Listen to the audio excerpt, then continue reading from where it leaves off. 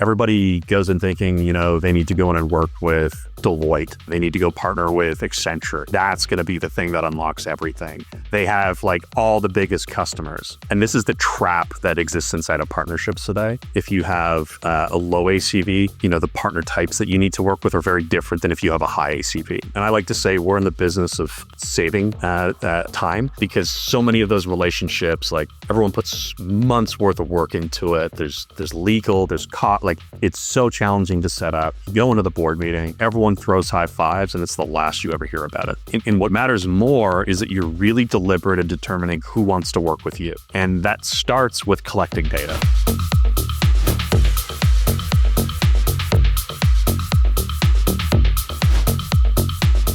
Welcome to the Startup CEO Show. I'm your host, Mark MacLeod. In this episode, I sit down with Bryn Jones, co-founder and CEO of PartnerStack.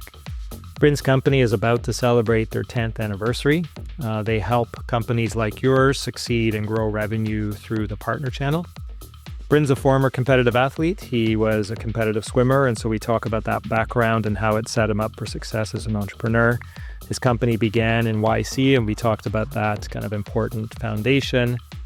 Chances are every single person listening or watching this episode grows through partners, and so we spend a bunch of time going through best practices and what they've learned there. Bryn's also creating his own category. Many of you might be doing the same thing, so we talk about that. And you're going to want to listen to the end, because we actually ended up with a really important discussion around how to stay on top of success, keeping up with massive growth, and the importance of following your intuition, which was a hard-won lesson for Bryn. So I really hope you tune in, and I hope you subscribe for future episodes. Thank you. Bryn, welcome to the Startup CEO Show. It's a true pleasure to have you here. How are you doing today? Good, Mark. Thank you for having me.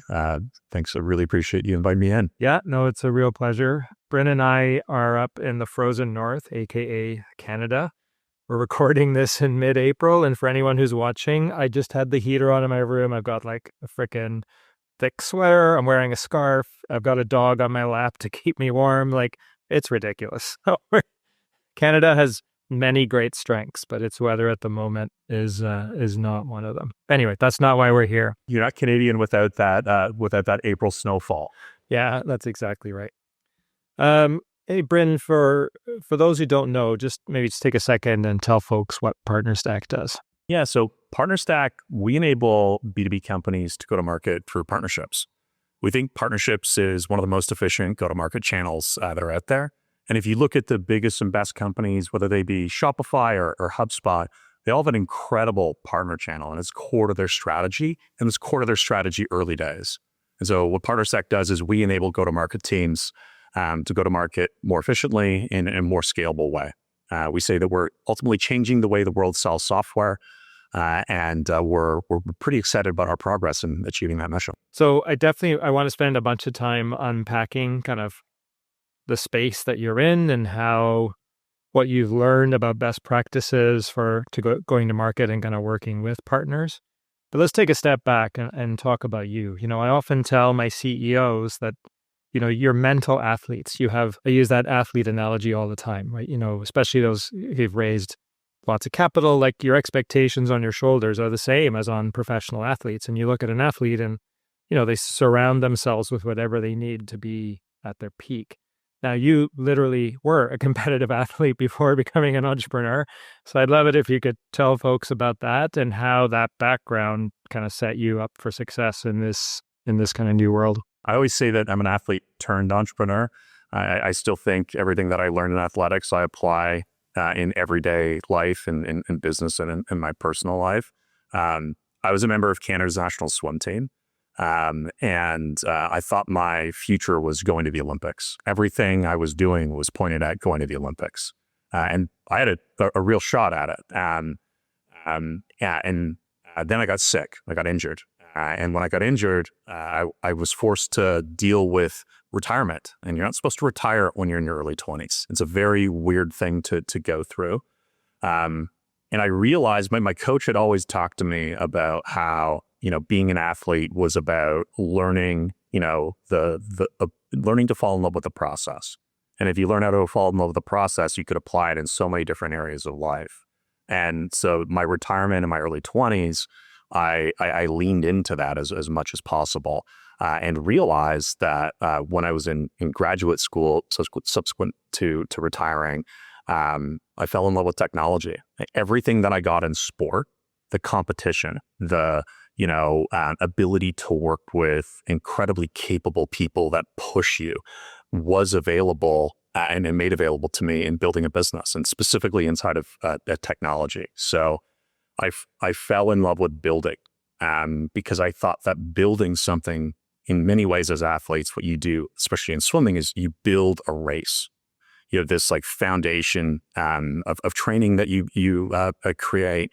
You surround yourself with support staff that help you optimize what's there. You leverage technology to figure out how to, break this very complex problem down, inch by inch, and perfect it. And I realized that same opportunity existed in building a business.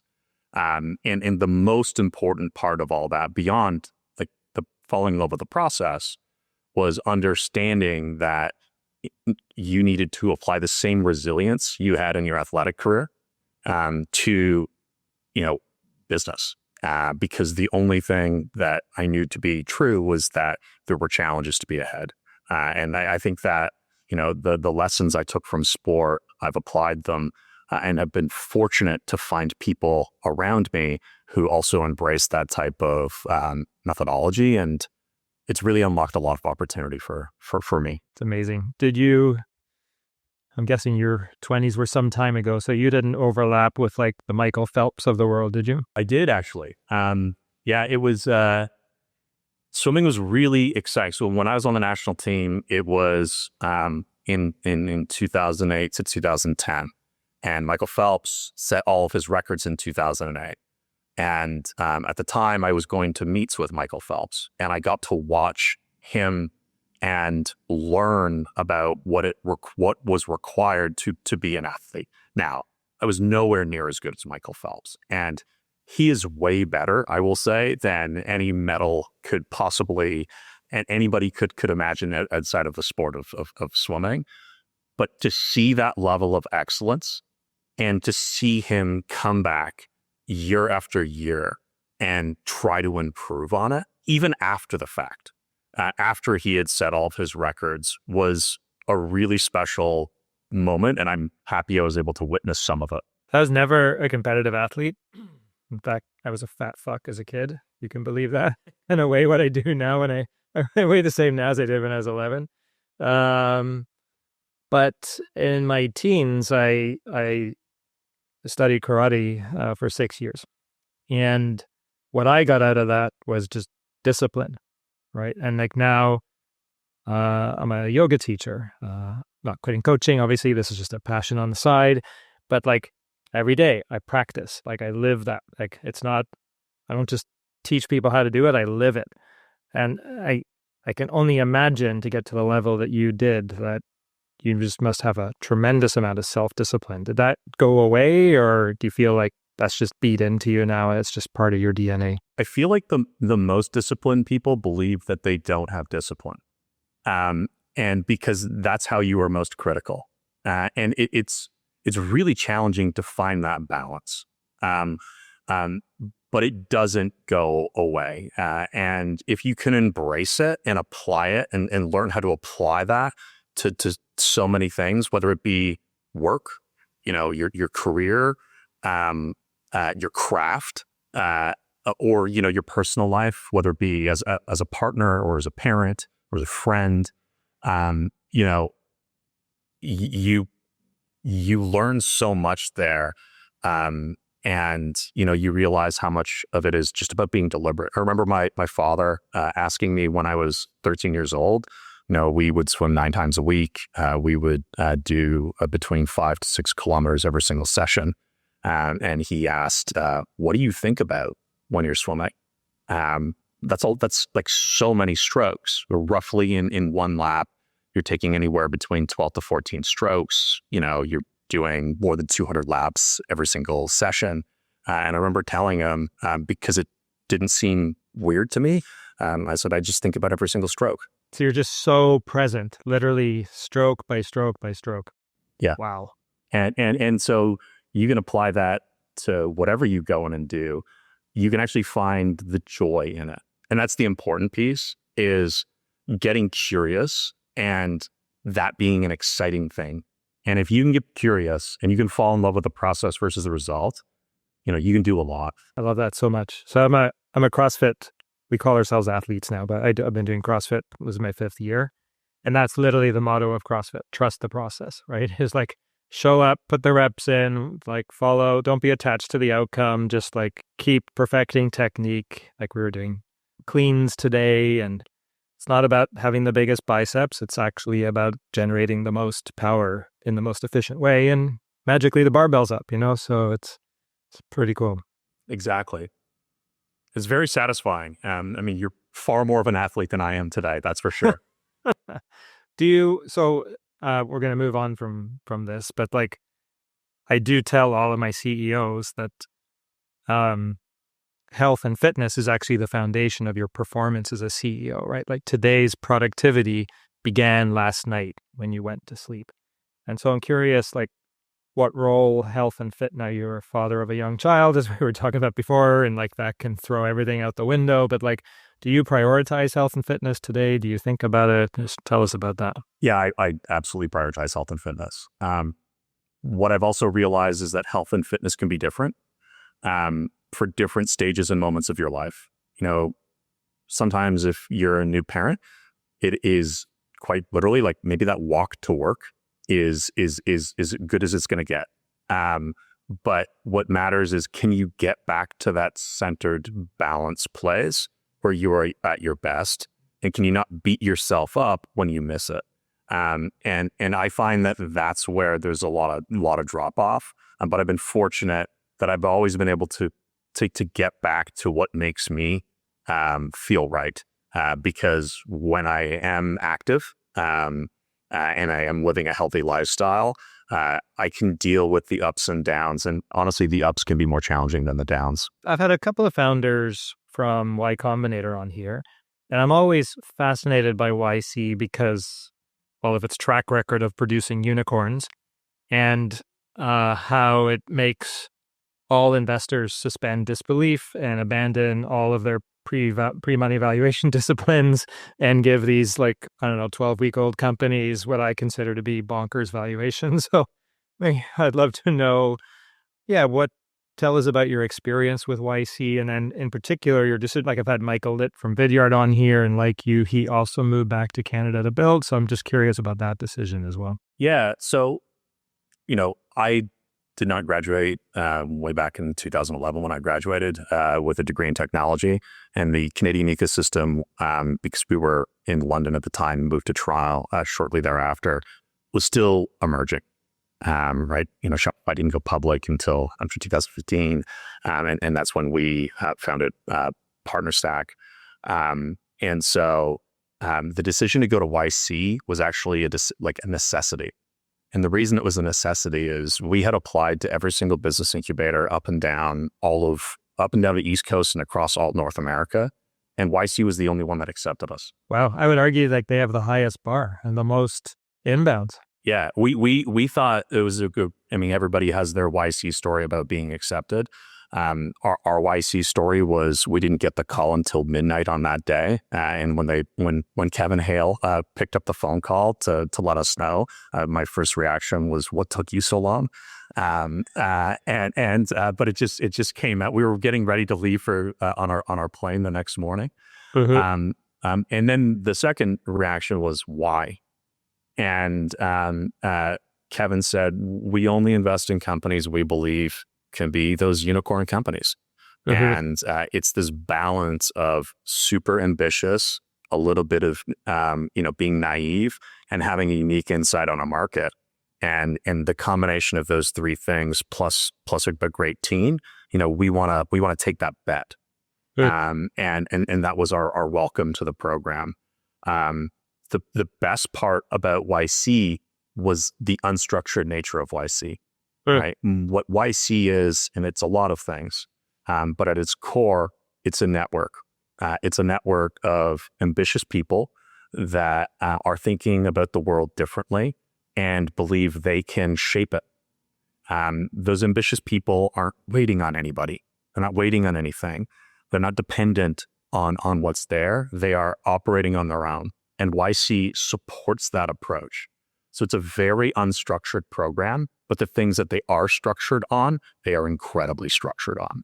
And so even the interview process, it's 10 minutes. They make a decision. Are you serious? 10? Yeah, it's 10 minutes.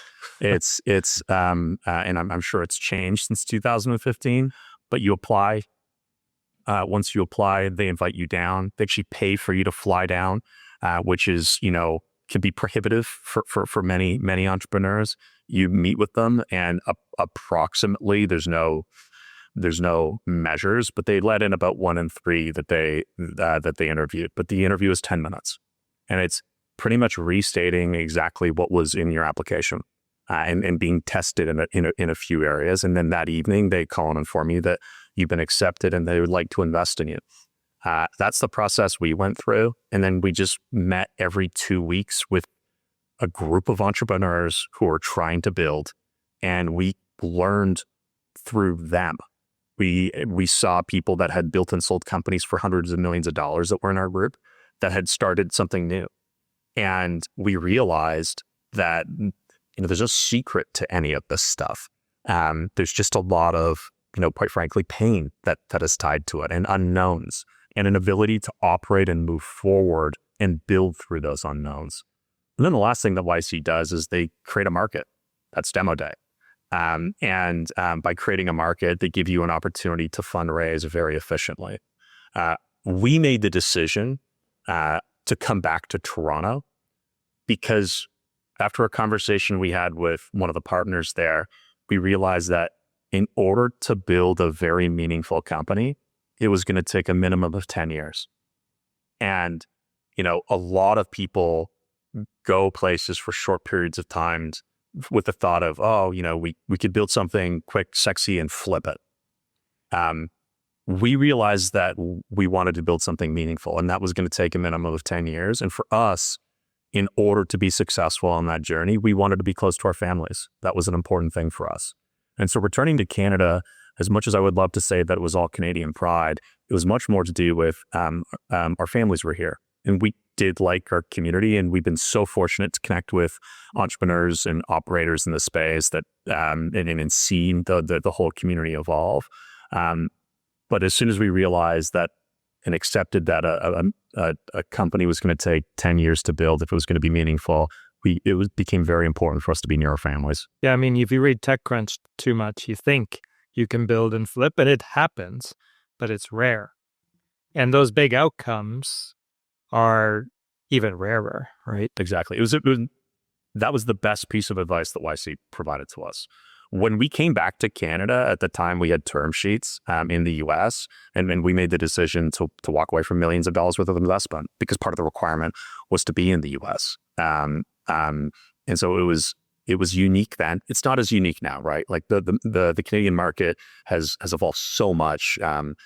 Capital not as restricted in borders. The pandemic really changed that.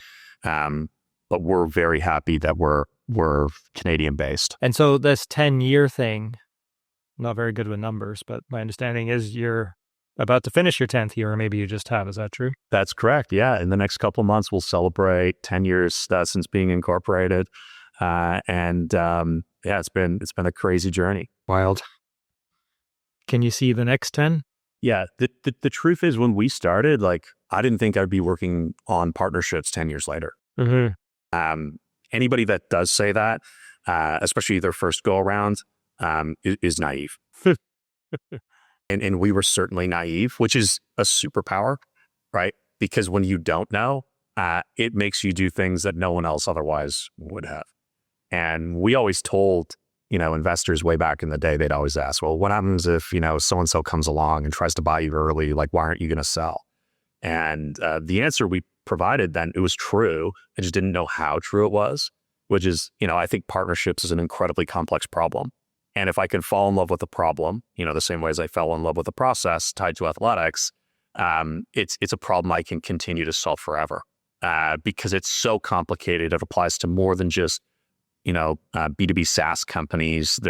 It's a dynamic that exists in markets, and this is something we could build forever.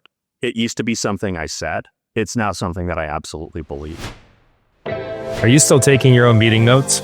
Let me tell you about an AI tool that I'm using to take meeting notes for me. It's called Fellow. It's an AI meeting assistant. It takes human-level AI notes, it tracks my action items and decisions, and keeps everything in one place. Built with security and privacy at its core, Fellow is the only AI meeting assistant that leaders trust to capture meeting notes and recordings while keeping your data safe. Thousands of organizations are consolidating tools and relying on Fellow to capture their meetings. The team at Fellow is so confident that you'll love it, they're offering an insane deal to startup CEO listeners. 90 days of unlimited AI-powered note-taking and recording completely free. Visit fellow.app/CEO to sign up today and experience the AI meeting assistant trusted by leaders everywhere. I think falling in love with the problem is actually the only enduring source of motivation, right? If you fall in love with a market, it's a big market. Well, money's just not an enduring source of motivation. Maybe you've taken some secondary along the way. I don't need to know. It's none of my business. But if you did, you probably felt happier for 10 minutes and then got on to the rest of your life, right? So money isn't the thing. You could fall in love with your problem, but then you end up just having, with your product, like your solution. But then you just end up having this closed mind. You're just evangelizing. Look at my widget. It's so amazing. Why don't you buy my widget? It's falling in love with the problem that just keeps you going. And so the CEOs that you admire the most, many of whom have gone through YC, are in love with the problem. Yeah. And then if you fall in love with the culture and team that you have, that is like the cherry on top. Because then you have a group of people that are on a journey with you, that are solving that problem, that provide that different perspective. And that's one of the things that I am, most proud about at PartnerStack, is not only on the founder side, but some of our earliest employees are still here solving this problem, that are so committed to it. And it's really inspiring. And it's inspiring to see the impact of that, because it's not just navel gazing like it is in the early days of starting a company. It's seeing the actual impact of the change. So let's move on and talk about partnering. It's fair to say every CEO who's listening needs to partner. And, I've run BizDev a couple of times back in my operating days. Last time was at FreshBooks, where I ran finance, BizDev, and corp dev. And my observation about partnering is we all do it. Almost every individual partnership fails to meet its on-paper potential, but you still need to do them. And any company that has gone all the way has not done that strictly on a direct basis. They've had to build partnerships and channels. What's your take? What's the state of the union, the good, the bad, and the ugly of partnering? I think that partnerships often work in spite of themselves. Right? Like the likelihood of doing something for the first time and it being successful is very, very challenging. The likelihood of now two parties trying to be aligned to a single goal and for there to be success, I think that there's a lot of credit taken in partnerships when the reality is the partnership led to a really great success in spite of itself. I've heard stories of some very large founder CEOs at some of the most successful technology companies we know of who champion partnerships, who, if you go back to the people that were building that partnership team in the early days, I know one specific case where the CEO came in and told the partnership team that they wanted to fire them for 4 straight years. And then on the 5th year, they said it was the biggest mistake they ever made. I can say that because, PartnerStack enables growth through partnerships. We underinvested in our own partner program. And our team did the exact same thing to me, exact same type of conversations. So what I've learned, though, in partnerships is in order to build a successful partnership, 1, it takes time. 2, it takes alignment. And 3, it requires you to put your partner first. Because if 2 partners put each other first and you have the alignment and know what the timeline is going to be, it is far more likely things will be successful. And we got that first principle from the VP of partnerships at Shopify way back in 2015. We said, like, what made Shopify's partner program so successful? At the time, I think it was being managed by like 65 people and it was all manual. And he said, we just put our partners first. And it was like a passing comment. And it turns out it was like very true. Most people treat partnerships very transactional, and they cannot be. Of course, commerce, the ability to grow, make money, provide value is the core to all partnerships, but that's not how they start. They start with a simple question of like, what can I do to help you? And what can you do to help me? And if there's alignment on that, it's not about driving revenue. It's about, providing value. And so in technology, if you think of, two technology companies trying to work together, can it be as simple as, let me tell you about what exists in my pipeline. Let's compare what exists in your pipeline. Do we have the same type of ACV? You have to bring a level of transparency and curiosity to a partnership to make it successful. And you have to know it is very unlikely that you're going to flip a switch and things are going to drive revenue like crazy. CEOs are, no CRO would ever say a new sales team that they're going to bring on is going to perform at 100%, 90 or 180 days in, right? Like go-to-market motions take years to build and perfect. For some reason, we as executives and boards are very naive as it comes to partnerships. We think it's a lot like ad spend, and you're not buying media, right? You're developing relationships with people, and more often than not, those people have no financial incentive to work with you, and so you have to overcome that. And so if that's why going back to the first principle of like in order to build a successful partnership, you need to put your partner first. That's what it comes down to, and it sounds very airy-fairy, hand-wavy, but it is core to making something like this successful. I love it. I mean, I think that recipe, I forgot, you had like 3 steps, the last of which was put your partner first.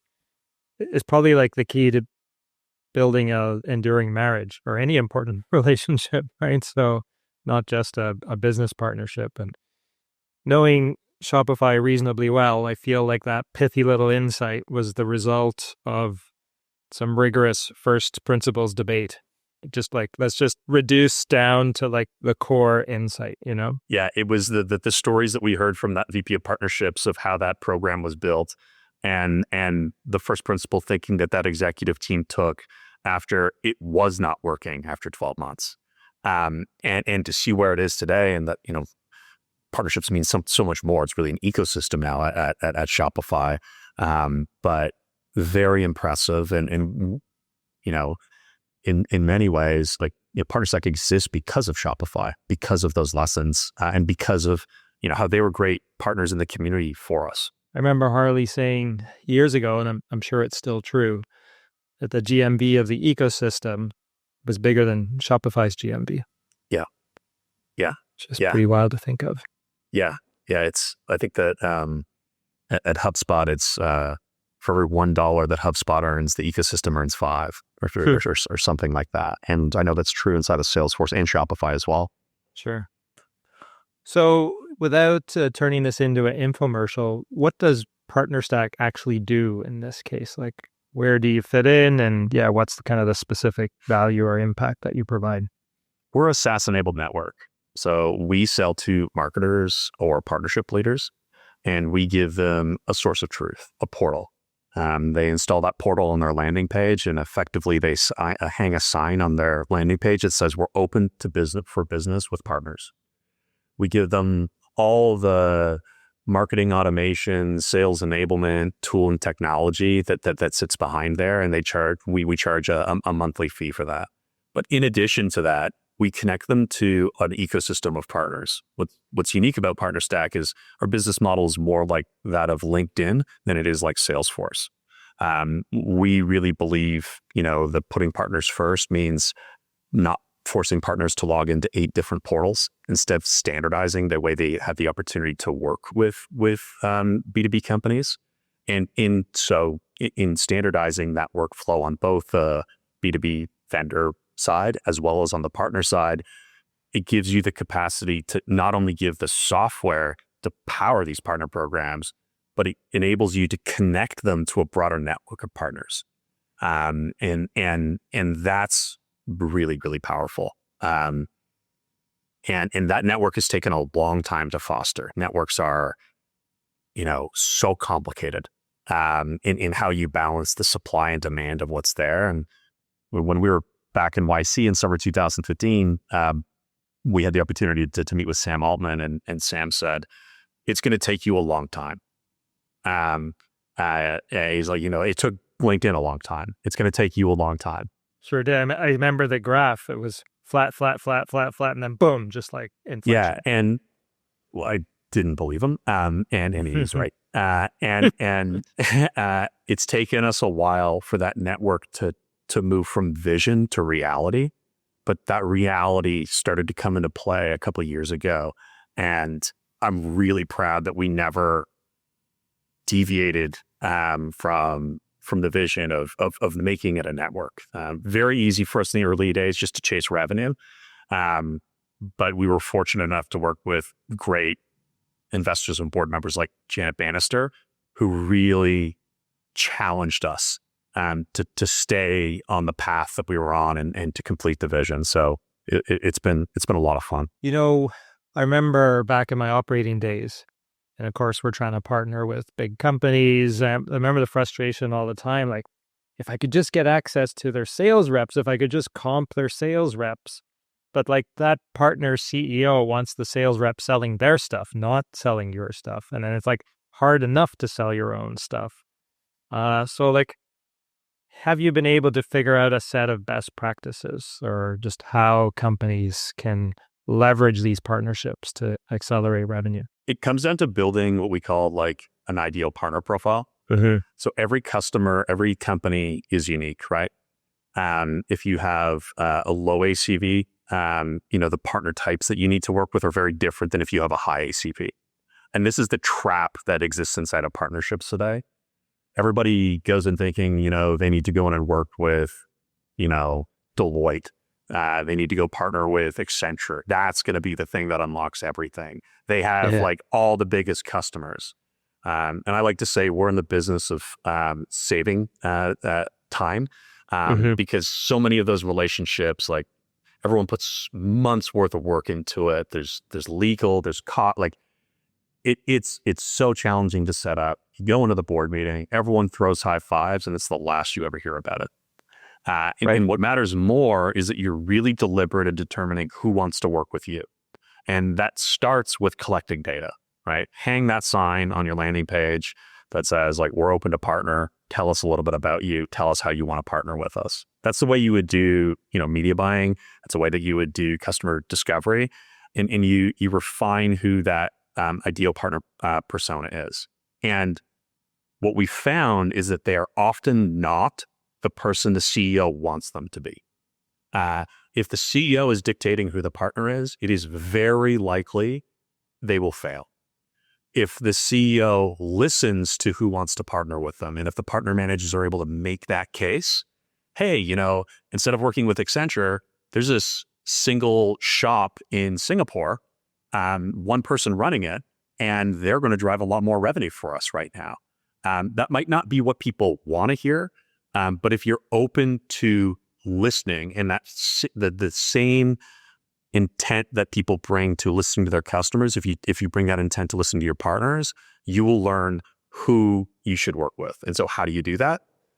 You figure out, how big is the partnership firm that you're working with? How many employees are there? Who do they service as customers? And do they partner with anybody today in a successful way?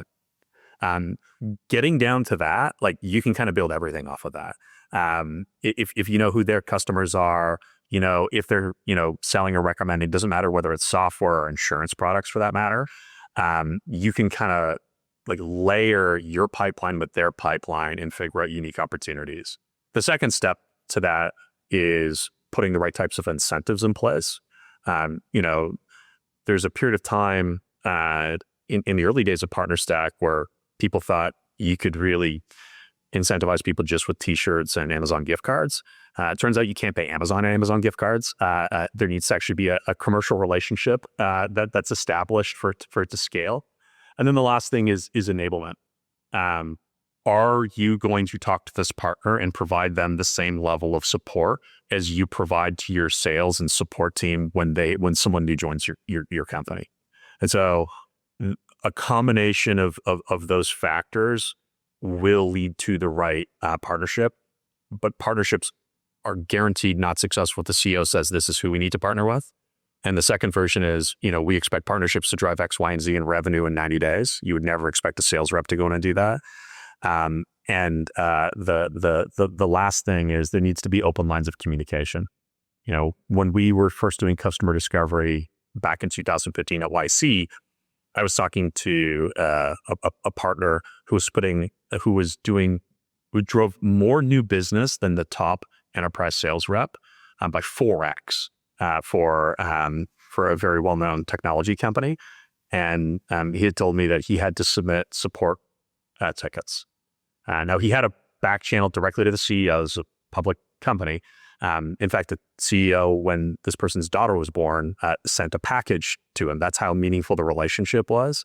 But they just hadn't prioritized treating the partner like a human and communicating and treating your partners as though they're employees because that's the level of dedication that's required to make partnerships successful. I'm curious. AI is not new, but of course it's everywhere now. And I'm imagining a world where everyone's got this open for business, capability on their website. You have full coverage.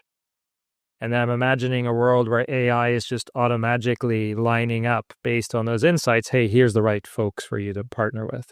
And almost eliminating BD reps.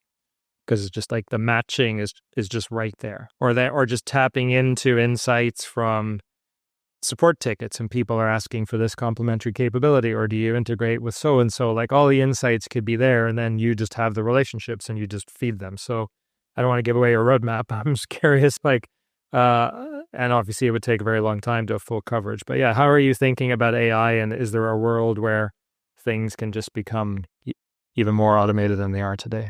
We believe that in the time no one was talking about AI, but back in 2015, the idea was hey, if you standardize the workflows, you can pair the right partner with the right vendor at the right time.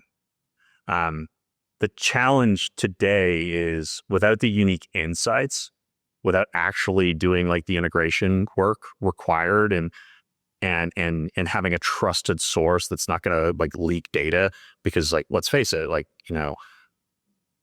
there's a lot of information that can be learned about someone's business by integrating into their Salesforce. And it is important to have a trusted platform that does that. So our vision with AI is to pair partners with vendors at the right time for the right customer. And we can do that by, because at PartnerStack, what's unique about us is both the B2B vendor as well as the partner. They're both our users. And so like LinkedIn, we can, aggregate data and make recommendations in a smart way. And the more data the partner shares with us, the more data the vendor shares with us, the better we can become at it. So it's actually about providing the right types of incentives and building that trust between those two groups and us that has enabled us to unlock some of this. It's really, really exciting. What could be there? AI will be different in partnerships though than other groups and platforms, because you have to share something to benefit from it, and to have the rails. And we believe we have the capacity to be the rails that supports that. That's how everything's going to get unlocked. I remember trying to just choose partners. I had led an initiative to choose alternative lending partners for FreshBooks. And I feel like it was a 6-month exercise. You're going out, you're mapping the market, you're meeting with folks, you're trying to assess fit. You're asking product managers to go and like, maybe let's talk to a handful of our best customers and see, like try and do a little sample. Maybe you're doing a test integration. Like it was a really long process. So there's like tons of friction that could be removed. It's a data and people process, because it's not just about like the perfect blend of pipeline, but it's also, do people pick up the phone or answer the email when something comes through? And you can, and we have scored that, because you can score both the data sharing side as well as like the way that another group works together, and you can quantify that relationship and how much they're investing or have things in fact changed, and that matters, but it is absolutely still a people business. It'll be interesting to see though how AI will impact that, and can you have two separate agents working together, and standardize what's there, and I think that if we're to look forward in 10 years, that's what partnerships will be. It will be more automated, so people can spend time not just trying to find the one that works, but really honing in on the ones that are working and figuring out everything they can do to make it grow. Like first, do you think you're creating your own category? Do you have competition? I think that we're creating our own category. There is competition in the space. A lot of the competition, they're called distributors, or disties. And these are 100-year companies. Like one of the disties that is a public company, with billions of dollars. They were founded way back in 1928. Like that company has started as a small shop, servicing radios, and just kept leaning into partnerships over and over. The challenges they worked through, at one point their whole building burned down in the middle of a board meeting. The board like passed, and because of the power of this network that they had built, it's still growing and today. Now they are very different. They're not technology companies. It is an older way of working, and so ultimately we think we're competing against distribution, and not just disties, but whether it be like distribution for paid media or whatever. We think we are in the distribution business, but there are half dozen of these businesses that effectively do the same thing without technology, and we think we're competing there. We blend that with some technology companies. Into space would be like affiliate marketing and something called PRM, which is partner relationship management, and we sit in between the three of those because we've said that one, technology needs to service distribution, and two, distribution needs to be a technology company. And landing in the midst of that Venn diagram is where we sit. So oddly enough, we compete against all three categories, and in doing so, have built our own category. So how does that play with the Gartner Mafia? Do you have to convince them to create your own quadrant, or how does that work? There have been, I think every go-to-market leader would tell you that you will disagree with the analysts. And my inbox would suggest that has been the case with us. We, in 2019, I remember talking to an analyst and really being like shut down and told that's not going to work, that's not possible, and you have no experience in side of technology. How would you possibly know? Wow. And so arrogant. Very, very opinionated is what I will say. Naively, like I kind of went to war with them. I remember 2 years later, a quadrant and report being published and having to reach out to them and inform them that I was going to have to respond to the quadrant report formally and disagree with it. And the reason being is, and I actually was going to have to do this, is our customers were saying, well, X, Y, and Z analyst is saying this, you don't fit that bucket, da-da-da-da-da. And you just have to be willing to lean in those types of moments and own what you are. You can't be defined. No company that's actually made significant impact has allowed an analyst to shape their business. You have to be willing to say, no, this is who we are. You should probably play a little nicer than I did. But I think any great go-to-market leader, founder, executive, operator that's built something of significance has fought that. I know very fortunately, G2 has come around and really leveraged the power of what the customer voice is to make that core to everything. And that changed our trajectory because it wasn't just the opinion of one. It was the voice of customers and partners to say, hey, no, this is what PartnerStack is. So we sit on, a version of a quadrant and it's a little bit different everywhere. But increasingly over the last 10 years, we've been able to shape some of it, not all of it. And we haven't done it intentionally. We've just done it by deciding who we were and who we weren't. So coming up on 10 years, you got a lot of ISVs of different shapes and sizes that you work with. And presumably everything was up and to the right in 2021 and then a little less so afterwards. So what's your retro for folks who sell to other startups? Is that very volatile? Do you recommend not doing that? Did you have a lot of volatility in your revenue in that period? Yeah, tech winter wasn't too much fun for us. And tech winter being when interest rates started climbing. We're a platform that sells to go-to-market teams, and go-to-market teams were scaled back significantly because demand decreased. And we worked through that. So we went from, tech summer being post-COVID when liquidity was being pumped into the market and everyone was experimenting with everything to tech winter.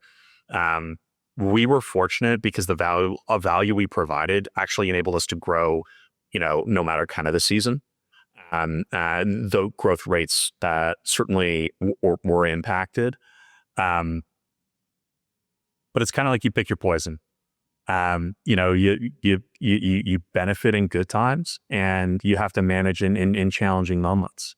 The trick, I think, the retro is to know, at the end of the day, you have to be there for your customers. And if your customers need you more, you need to be there. And if your customers need you less, you need to adapt. And figure out how you can lean in and provide more value. Because if you do provide the value you say you do, doesn't really matter the market conditions. It all that is impacted is the growth rate. So if you do provide that value, you'll grow through anything. But by adapting to the market, you'll be there no matter the season. So selling to early stage startups is tough. I don't recommend it. If startups, especially technology companies, are incredibly demanding, they are very tech centered. Now, if you can do it, you will likely build the best platform. But it's far easier to go in and service, traditional industries that don't have any expectations. Where you're automating some small workflow. But if you can meet the challenge of a demanding user in a demanding role, you'll build a leading platform. And so, I kind of give the same type of advice to entrepreneurs, which is don't do it. Because if you're not going to do it, I just saved you a whole bunch because I told you to, because I told you to not do it. I just saved you a whole bunch of time. And so if you're willing to take on the challenge of working with early stage companies and trying to separate, real feedback from noise. And what I mean by that is you can never fix someone's business, right? Like it's up to them. PartnerStack, we're fuel to a fire. We can't solve someone's go-to-market problems. We can only add fuel to the fire that they create. And so you have to know, are you getting feedback because their business is struggling? And you might, like, there's no tool that can save them except for what they built. Or are you getting genuine feedback because you've screwed something up, haven't met the mark, or are missing something? And you have to be able to navigate that. You have to be able to navigate both to learn what's there. So great, they're great customers. We're so happy that we started there. And both things can be true. They're incredibly challenging. So don't be scared of the opportunity. Just know what you're getting into. Love it. That's very wise advice. A final question, Bryn. Let's end on a high note. And it's a big question. You said something in passing that I consider to be very important. Which is like basic, I forget your exact words, but basically like success can bring even more challenges perhaps than the challenging times. And my understanding is, we talked about like LinkedIn growth, right? It's gestating, it's slow, and then boom. And my understanding is PartnerStack went through like 4 successive years of 100% growth, I think, leading up to that 2021 time period. So like many folks would love to have that champagne problem, which is like, oh my God, I can't keep up with success. But like, tell us about that and how you navigated that and stayed on top, and also how you grew as a CEO to always be kind of a step ahead of a fast growing business. Very, very challenging. Growth, the saying is growth solves everything, because growth does solve everything. This will solve everything, except, it solves everything because it lets you ignore problems. Such a good insight.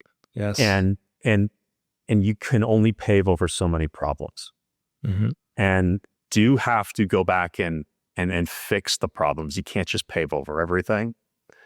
And that's what happened to us, is growth was solving everything. And we were making trade-offs all the time to accelerate growth. And every company accumulates debt, whether it's technical debt or like whatever it is. We accumulated debt that we just had not dealt with. Now, interestingly, the mistake I made is I knew we needed to address it. And I didn't listen to that instinct. Instead, I just leaned into growth. Did you feel you were forced to? Was like, oh, my investors are pushing me? Like, what drove that? I drove it. I drove this is a once in a lifetime opportunity. Go crazy, like lean in, do what's here, ignore your instinct on the issues that need to go in and be fixed. And I own it. Certainly that's the culture, the ethos, and everything that exists inside of the startup world. But as founders and as the CEO, you have to own all the decisions that exist. And the interesting thing for me is that moment was probably the least fulfilling point of my career when we leaned into growth as much as we possibly could. It just became a graph. Mm-hmm. It became a number. You were chasing like data points versus solving the problem. Like, I got involved with this and I'm in love with this because I love the problem and I love to solve problems. And ignoring the problems I wanted to solve because we could pursue growth was a big lesson for me in my personal growth. Is, trust your gut and your instinct and know how to make the trade-offs when growth is the right call and when fixing the problem is the right call. And the most fulfilling part of my career has actually come since Tech Winter, was going back and solving those problems that I created. and ignored. And it is the thing I am most proud of. To be specific, like the work at specific points in time, we've had to, scale back and do risks. And I remember going through that process and talking with our executive team and saying, not all of you will be here at the end of this, but this should be the work that we're most proud of. And that wasn't easy, and it impacted so many people, and not everybody was there after. But it was absolutely, the work that I was most proud of, because where it's led us and the problems that it forced me to address. Fascinating. Final bonus question. You said there, I ignored my instinct. If you look back, has your instinct ever been wrong? Yes, there have been times that my instinct has been wrong, but I believe I would have been more fulfilled to have listened to my instinct, because I probably didn't learn the lesson the way I should have if I would have instead trusted my instinct, because there's no better feedback than failure.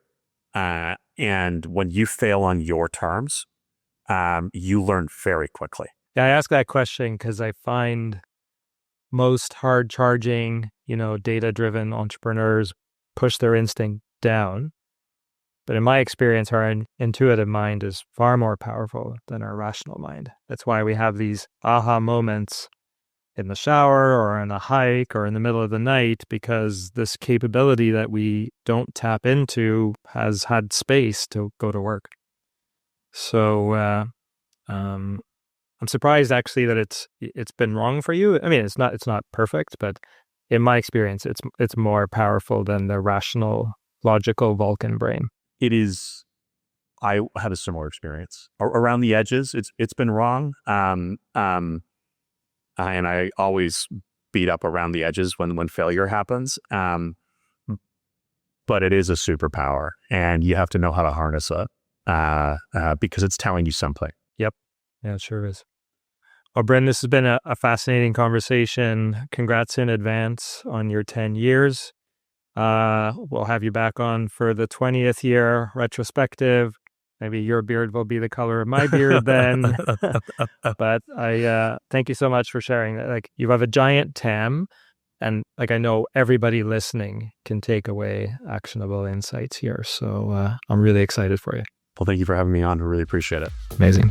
Hey, thanks for listening to the Startup CEO Show. If you'd like to connect with me, be sure to visit my website at markmacleod.me, or follow me on LinkedIn at @themarkmacleod, or Twitter at @markmacleod_. And if you want to tune in again next week, be sure to subscribe on YouTube, Spotify, Apple, or wherever you get your podcasts. We'll see you next time.